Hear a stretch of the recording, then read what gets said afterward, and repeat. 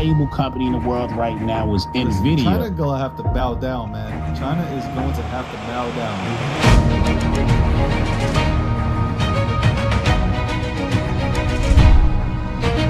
Good evening, and welcome to the nightly recap powered by Gokhshtein News Network.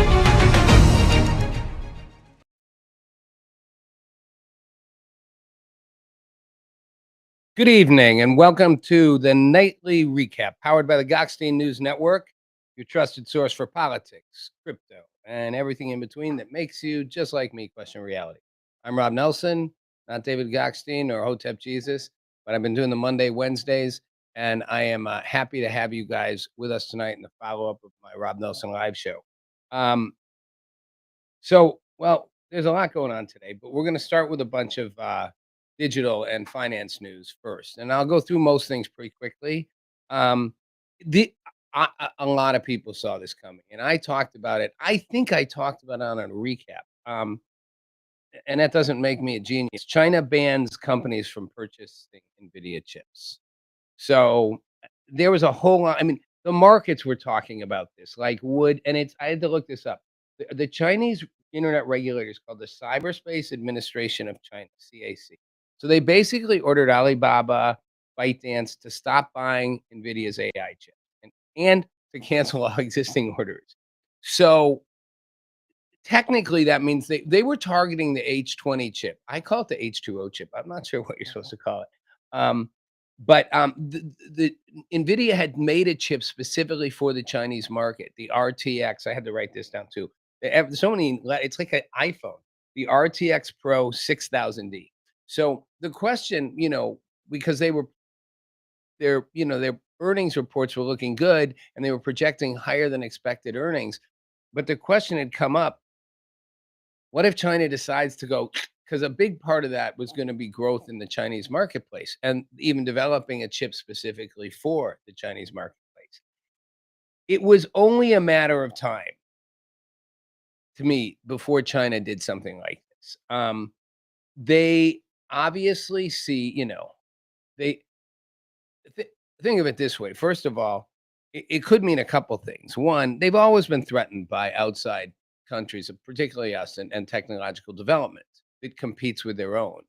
Um, but but um, they also while worrying about that, they are their own version, if you will, of paranoid. And I mean, so there's the paranoia, there's the conflict we're having at a trade level. So you can see this is, the President Xi's way of going, you know what, President Trump, how about this? Give a little to Nvidia. See if that makes you have a different reaction. Um, I also think it probably means, while there is no proof, it probably means that China thinks internally that they're catching up with us. They were behind Nvidia, and my guess is they think they're getting closer. So, hey, let's cut off purchase orders, existing ones and future ones for Nvidia. I don't know what that means. I'm not a financial analyst. I know it's not good for Nvidia's stock. I don't know what it means for the chip market in general. I mean, does it add to the questions of the AI bubble? And I certainly don't know what it means. Anything China develops ain't going to be shared generally with us in any way that isn't coercive. So it's not a good idea for China to beat us in the AI chip market. That is a no-win situation for the US and much of the world. We don't want them to beat us in the AI chip market. Like I said, I think this means they think that maybe they're getting close. Plus the other reasons I said as well, that they're trying to use it as leverage in a trade war, and they're just a little paranoid overall. Okay, Eric Trump says crypto's a perfect hedge against real estate. So, it's interesting. And Eric Trump's hardly the first person to bring up the benefits of Bitcoin.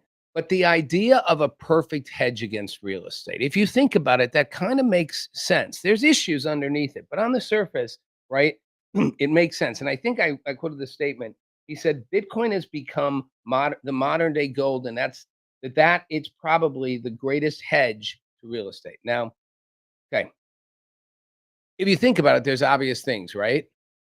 I mean, gold isn't very portable. Bitcoin's completely portable. Real estate is not very portable at all. I mean, mobile homes, like pack them up houses.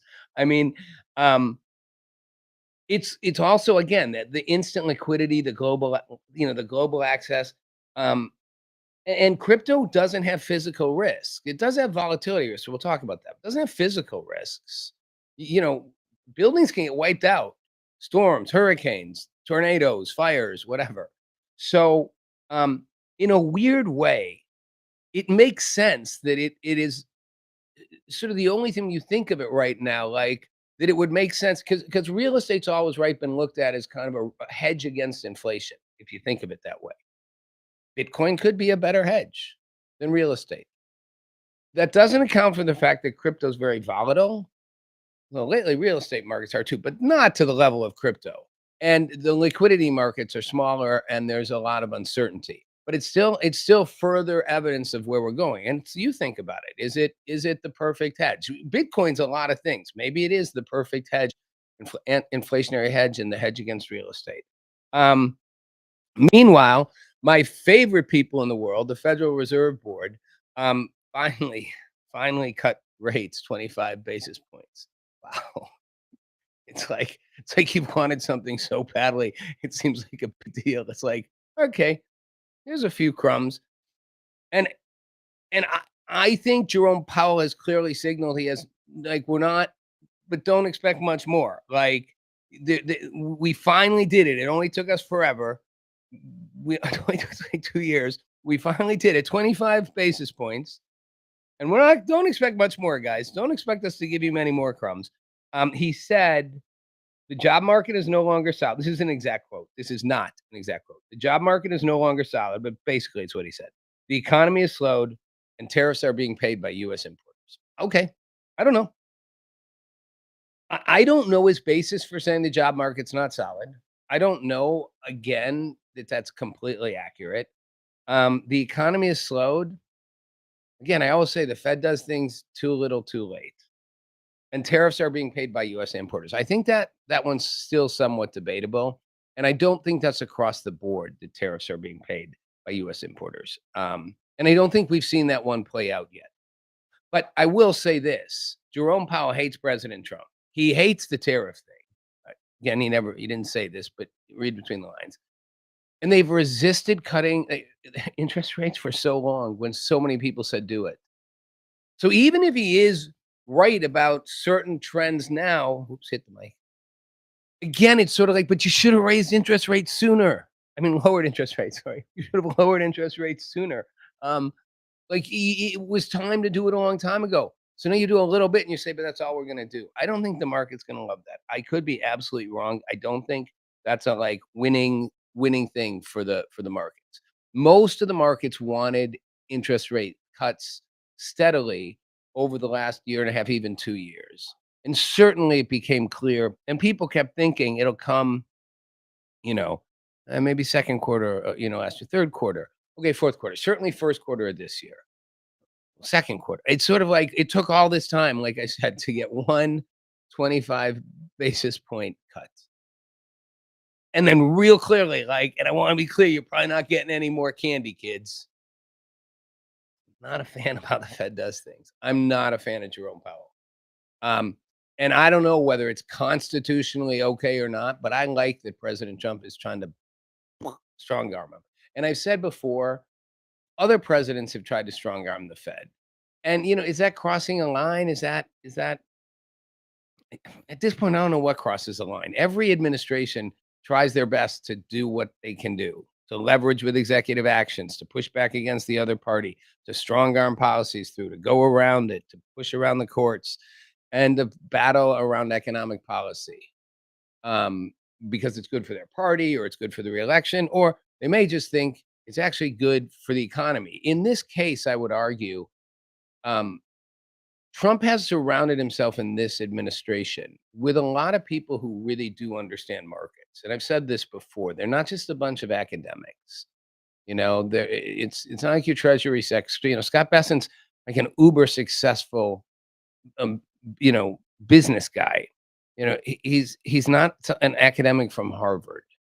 Um, and so I do think they have a real world experience and stuff. And even around the tariffs, I kind of listened to what the top economic people around him were saying, who were business leaders. Um, I do think and Trump's a business guy. Now you could argue, well, that's the business guys helping the rich business guys. Okay.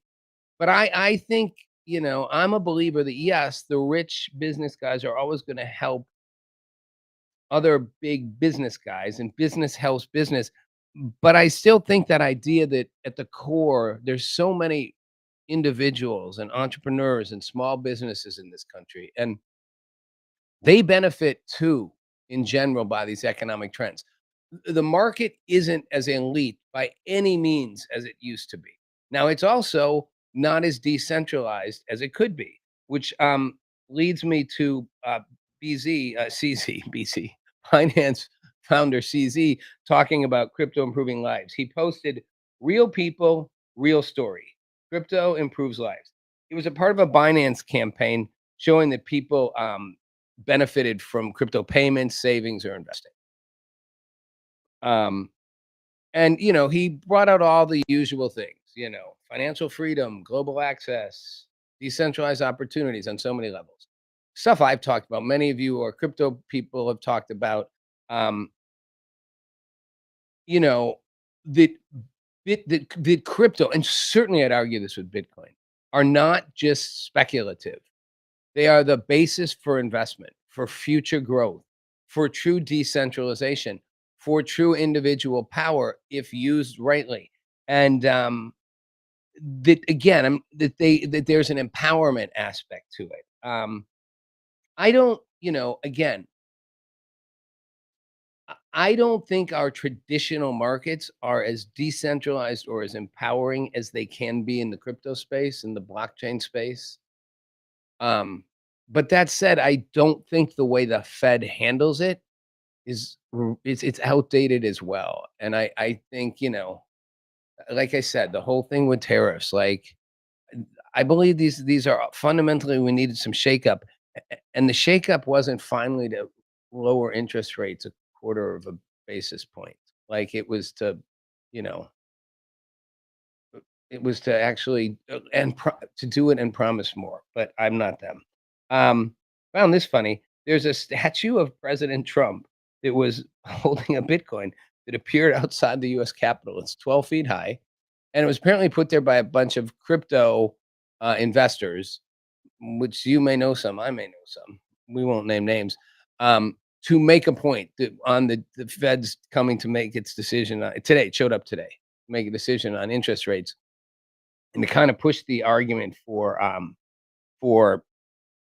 the value of Bitcoin and of the value of what Bitcoin represents, institutional, financial systems that are decentralized, that are outside the standardized control of a government, the U.S. government, the Chinese government, the European Union, doesn't matter. Excuse me, the Japanese government.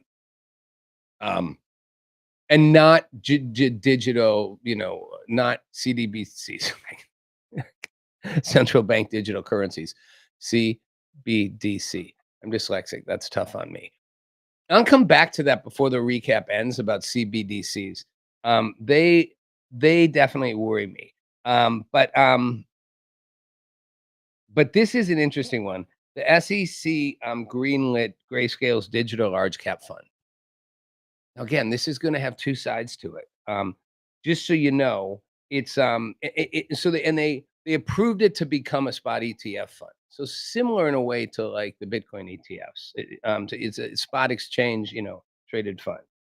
Um, and it's backed by, Bitcoin, Ethereum, XRP, Solana, and Cardano. I think that's it. I think the basket is those 5: Bitcoin, Ethereum, XRP, Solana, and Cardano.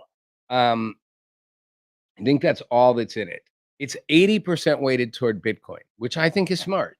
Now, some people may say, well, you're not looking at the potential of Ethereum or, to even flip Bitcoin or Solana or even the upstarts of XRP. But I think it's smart to weigh it 80%.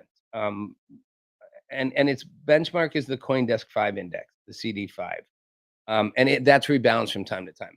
I don't know. I'm not a big trader, so I don't know. If those of you who are would be like, this is good. That the benchmarks the CoinDesk 5 index. If that would make sense. That it's that basket of five. Bitcoin, Ethereum, XRP, Cardano, and Solana. Like that would seem smart. But I would say it's a step forward. I thought ETFs, spot ETFs for Bitcoin were a step forward, then the beginning with the Ethereum. I think a large cap fund for trading is positive, and I think it will only be good for the crypto markets and for the traditional markets to kind of balance out. This I found interesting. It was approved under the rules, the same rules applicable to ETFs. So essentially, on a national securities exchange versus OTC, versus over the counter. And the argument of that is it's easier to regulate. Again, though, I think some regulation it provides security and stability, and that's important. I've said before, maybe not on this show, but I talked to Hester Pierce, one of the SEC commissioners, numerous times, and she was a big a big crypto person. She didn't understand it enough, but she was a big fan of it. And when I was doing Roundtable on the Street at one time, we talked about, doing a open thing like with a bunch of crypto leaders and the entire SEC, 'cause they sunrise rule or whatever, they have to all meet together in public. Can't do it separate. They can't have more than one of them together with another, unless they're all together. Um, but she said our job is to regulate. We're not doing a good job regulating crypto, and that's not good. And we're not giving, we all joke, I'm sure many of you have, like, I'd call it regulation by enforcement. You regulate after the fact. You enforce rules that you didn't make clear.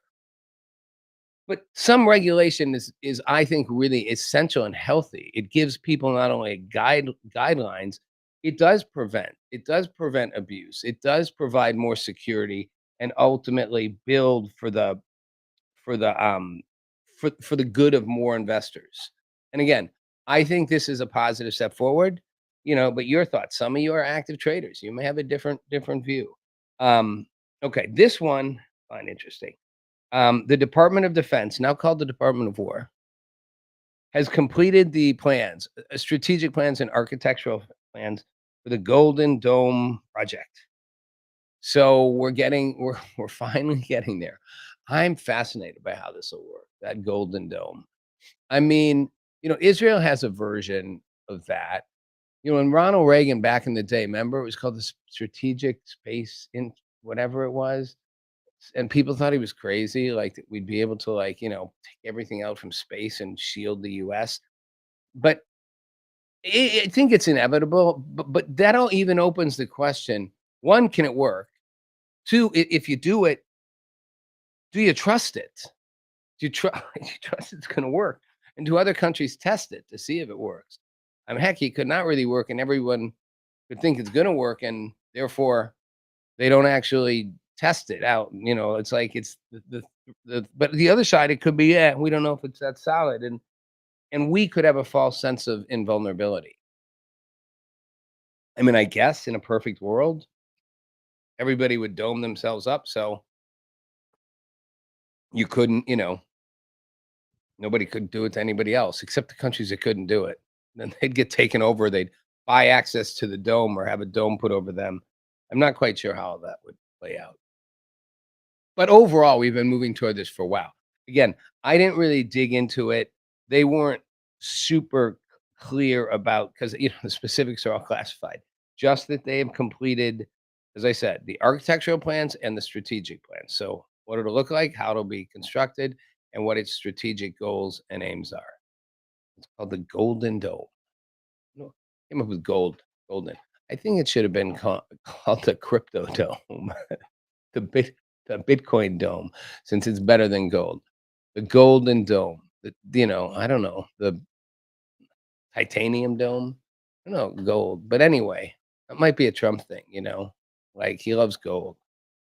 Isn't it funny how he's decorated up the White House? By the way, sidebar. Like it's all like it's kind of cheesy. I'm not gonna lie. the gold-plated thing everywhere. I used to watch shows where you'd see the people who come into a lot of money and they decorate up their things. You'd see these houses and it'd be kind of gaudy, and you'd be like, "Ew, it's tacky." It's a lot of money, but it's tacky. It's like years and years ago. I'm old enough to watch the Beverly Hillbillies, and that's what they did. They're Beverly Hill, they made a ton of oil. And they were like poor white trash, redneck kind of, and they come to Beverly Hills and they decorate the whole place up, and it's all gaudy and whatever. But they got so much money. I don't think a lot of the White House stuff is classy. I'm old school that way. But the gold on everything. But I'm not the president either. I talked about this earlier on my show, and I think this is a big deal. There's a second story I didn't get to, so I'll get to that on this. The Jimmy Kimmel show's ended. Now, technically, it's not ended. It's put on indefinite preemption. I've never heard that one before. Your show is being indefinitely preempted. Now, okay, so we haven't canceled it. That would mean it's gone. We're just preempting airing it and airing other things instead of it for an indefinite amount of time. Now, this could be one of two things. It could be a way of sort of like a suspension, but not called a suspension. Indefinite preemption. The way it works, right? The networks do these shows like the late night shows, and they put them out on affiliates. They're all, each network has its affiliate, right? When I had my show on Fox News, or I mean, not on Fox News, I did have a show on Fox News, but when I had my show on Fox, it was syndicated. It was put out, the Fox affiliates carried the show in each market. Fox blank in one city, Fox blank in another. So their argument was that they don't, and this is all about what Jimmy Kimmel said about Charlie Kirk. And he did say at first, he didn't understand people cheering on the death of him, which I'll give him credit. At least he got that out, because a whole lot of people seem to be celebrating it, even in public light. But you'd have to be a real idiot to have a national show like that and kind of come right out and cheer for it. But I don't know what's in his heart.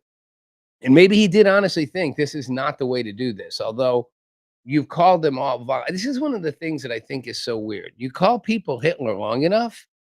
Well, what are you going to do? You're going to want to kill Hitler. And I've said it before. It's a fun, crazy, just sort of weird question. If you could go back in time, you could get Hitler when he's 1 year old.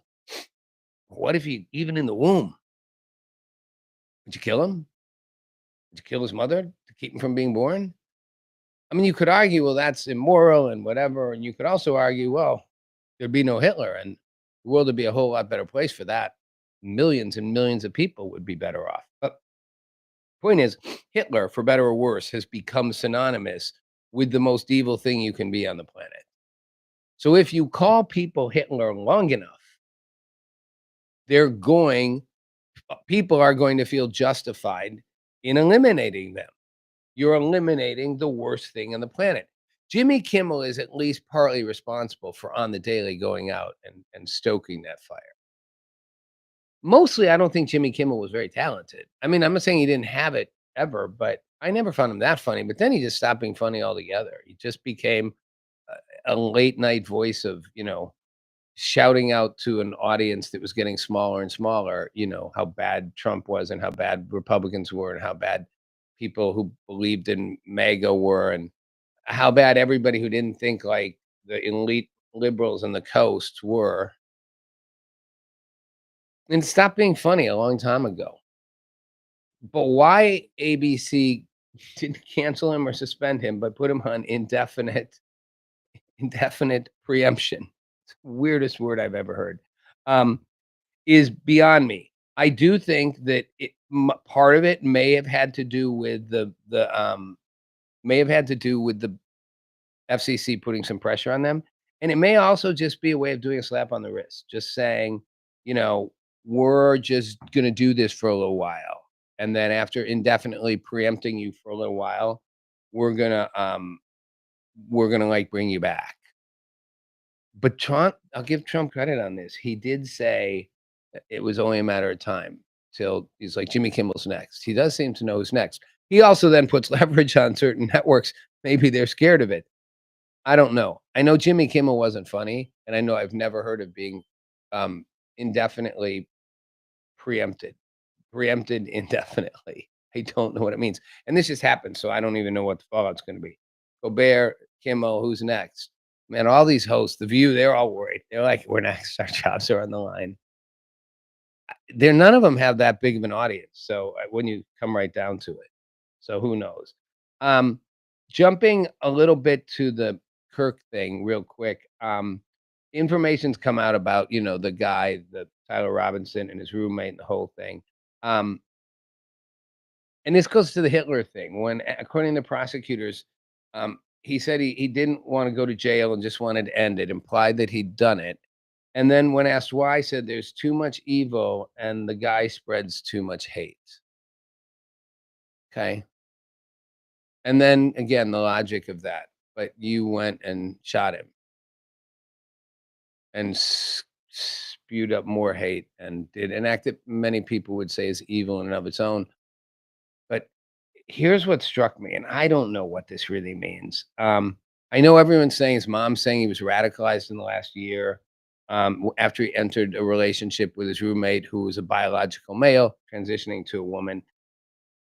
And then they show pictures of him, like, in high school and, a couple of years ago, all happy and whatever. He's a great student, got a scholarship. And she said he just went off, whatever, to the radical. I do worry about the radicalization um, of it, um, of people. Once you get radicalized, what you might do is, oof, there's no knowing, there's no boundaries. Um, but here's one thing that struck me. And this is the interesting thing about the trans debate. And I'm not going to make jokes about trans people right now. Not that I'm good at making jokes anyway, but I'm not known to be the most funny. One reason a lot of more gay people reacted against the trans thing, not all of them, but certainly like the Andrew Sullivans and a lot in the intellectual side who are more well known and liberal, gay, especially men, was if the idea that I'm a man and I want to transition to a woman, and then I'm a straight guy and I then date you, like in this situation, we're romantic partners. Now I'm not dating a man, I'm dating a woman. And in that sense, they often argued, so you're saying the whole thing we fought for, men being able to biologically be with men, that our orientation was male to male, has been eroded. You're not really necessarily a man. You're actually a man wanting to be a woman. Now, if you become a woman, now you're a man being with a woman, which gets turned full circle since the people who push that argument the hardest, no pun intended, are like, and man and woman aren't a real thing, which always leads me to go, if they're not real things, why do you transition? That's the point of transitioning. Just stay where you are. It's not one or the other. You're not a man or a woman. I want to switch to be a woman. I want to switch to be a man, but you're not either. I mean, it doesn't exist, right? Biological and even gender. So why would you even make the switch? Never made sense to me. But this I did find interesting. This is my last thing here. The ABC reporter Matt Gutman, um, he just got, I think, no, he didn't get suspended, but he made a big public apology for he made a comment on the air about reading the difference of the shooter, Tyler Robinson, and his text to his lover. And he said, I tried to underscore the jarring contrast between this cold-blooded assassination of Charlie Kirk, a man who dedicated his life to public dialogue, and the personal disturbing text read aloud by the attorney. I deeply regret that my words did not make that clear. Um, because that's its apology, right? And its apology is interesting because I felt when I heard it, I know some people reacted. Actually, sorry, I'll give you real quick the context.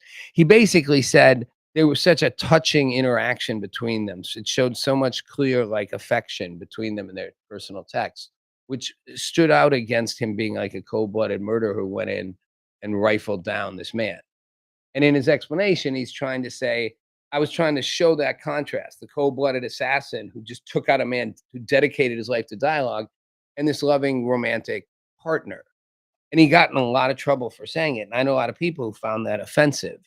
And I was like, this is part of the problem. Like, okay. Both can be true.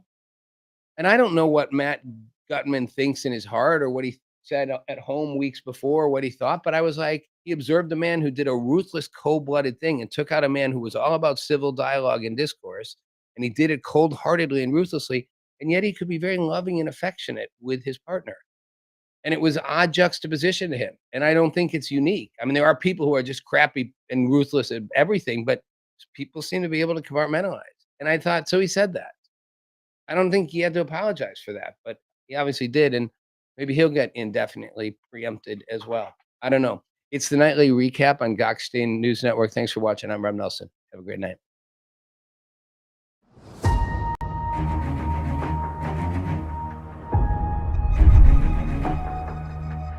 Valuable company in the world right now is NVIDIA. China gonna have to bow down, man. China is going to have to bow down.